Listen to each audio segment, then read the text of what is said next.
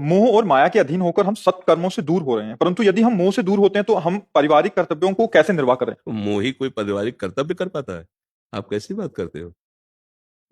जो विवेकशील होता है वो परिवार के कर्तव्य को कर पाता है। मोही का मतलब जानते हो? अज्ञानी होता है।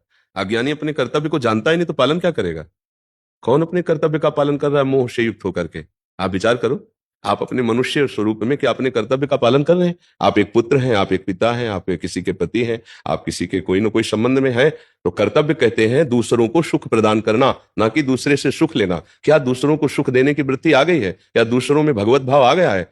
मोह तो शरीर को लेकर के किया जाता है, और सुख देने की वृत्ति आत्म तत्व की तरफ दृष्टि रख के किया जाता है, परमात्मा दृष्टि रख के किया जाता है। मोह वाला कभी किसी को सुख दे सकता है क्या?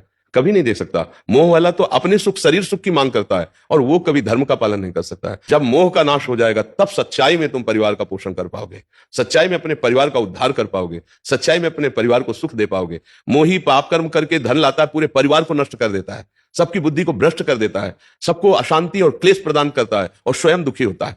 क्या समझते हो? मोही अज्ञानी कहीं किसी को भी सुख दे सकता है क्या? नहीं दे सकता। आज यही तो बात समझ में नहीं आ रही। अध्यात्म को ना समझने के कारण ऐसी भ्रमात्मक बातें फैल गई कि भक्ति एक अलग बात है और गृहस्थी एक अलग बात है, ऐसा मान लिया गया है। नहीं नहीं नहीं, वो एक ही है। जो आप अपने कर्तव्य का दूसरों के हित के लिए पालन करें वो भगवान की प्राप्ति कराता है।